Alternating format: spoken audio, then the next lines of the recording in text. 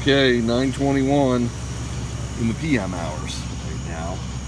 You're looking at the Ford Excursion Jumbo Jet Dog Limousine is what I call it. And Crispy's here fixing adjusting the steps. These steps are retractable and they come out when the door opens. I'll give you an example. You haven't seen this before. See that? There's a light. And we put a little light on the subject. Hello. And we've got Zorro and Chase. And there's a Jag-Man somewhere in the back. There he is. We're heading out on a limited werewolves run. What that means is I don't have the whole team with me tonight, but I've got most of the equipment, and I've got some actually new equipment I'm gonna experiment with this evening. We're running the dogs, what I call midnight mushing, and werewolves is the ghost hunting part. So the dogs lead us there, and then we ghost hunt, and we do that all along the trail. So it should be interesting. Got some cool new things to show you. Stay tuned. We're heading out. We don't know where we're going to go. We never do. We're spontaneous. WoofDriver, that's the way he does it. Destination arrived. 101, 102 in the AM hours now. We're on the Great Allegheny Passage.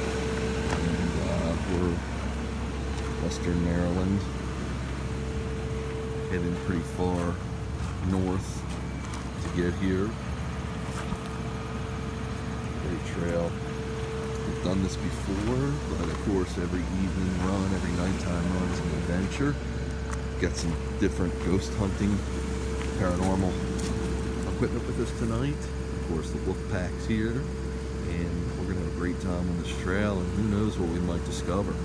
We're always in search of the history, and the paranormal activity can reveal some of the history.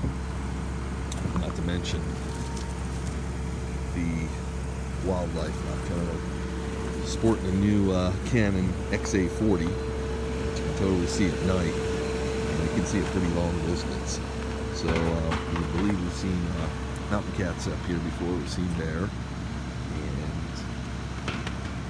we'll see what's lurking out here, whether it's paranormal or of the animal kind.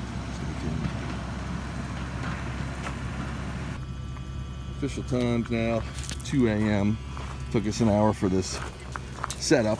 As you can see, got the GoPro 360 that's been modified for me to do runs in the dark with infrared lights.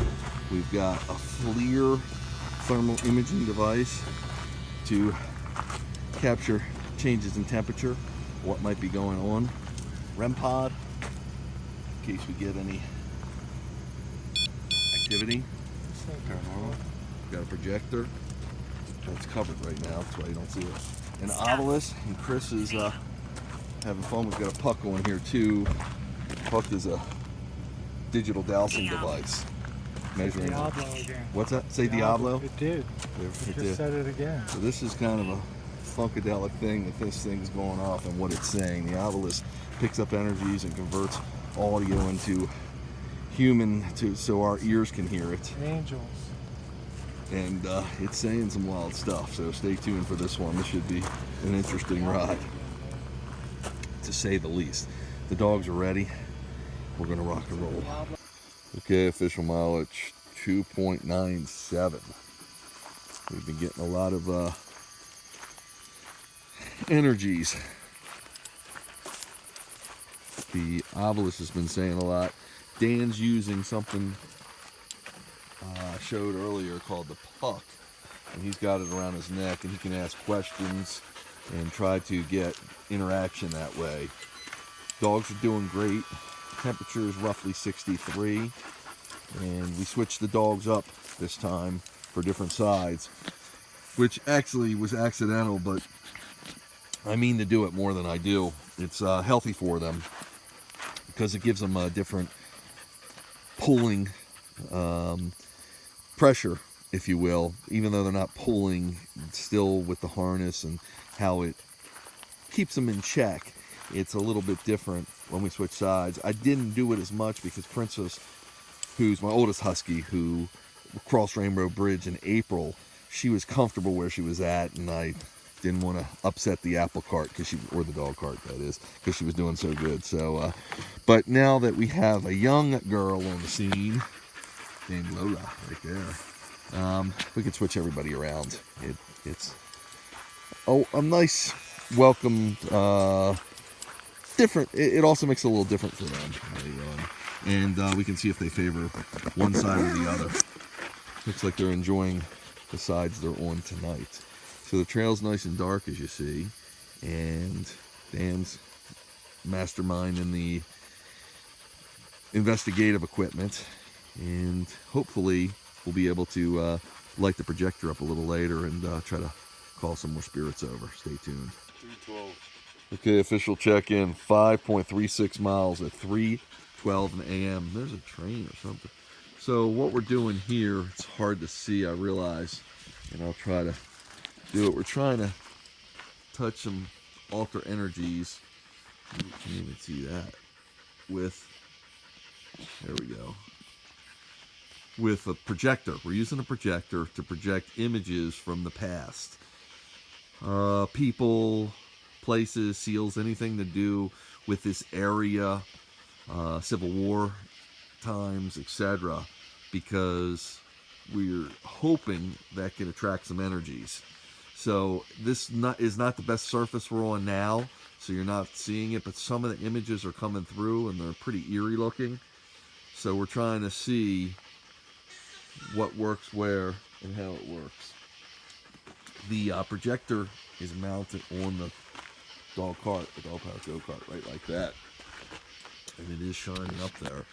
Now, one of the faces came through and it was pretty crazy looking on this rock formation that it's on now. Our lights are offsetting it too.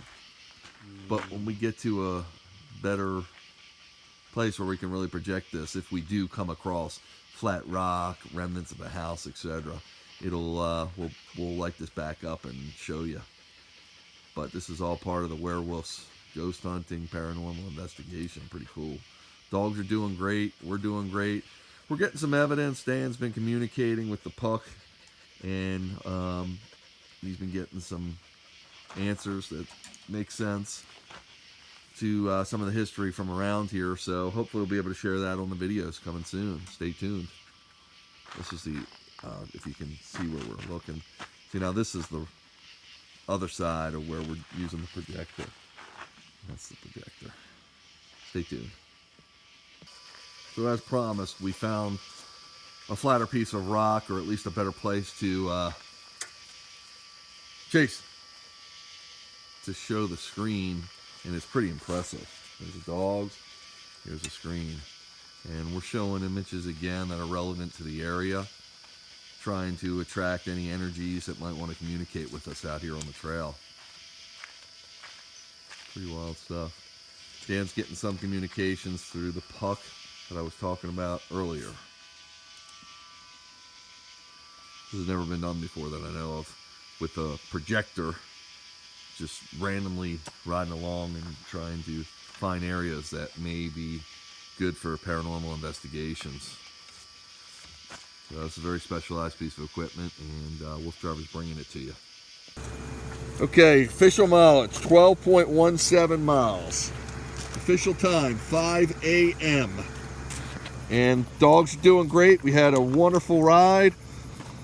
All the equipment went through a little bit of a rainstorm, so it'll be pretty interesting to see how some of the equipment function and if that roused up any spirits or any energies, as well as how I'm interested to see how this camera, this thermal imaging camera, looks in the rain, if it picks up anything else, whatever. We crossed a huge bridge that if you go on the WoofDriver archives on YouTube, you can check it out. And we flew a drone over it. We did it with the Airwolf 1, what I call the Airwolf 1. Today we did it while it was raining in the dark of the night with the infrared and 360 fusion that's been modified for what I do. And that ought to be interesting to check out too.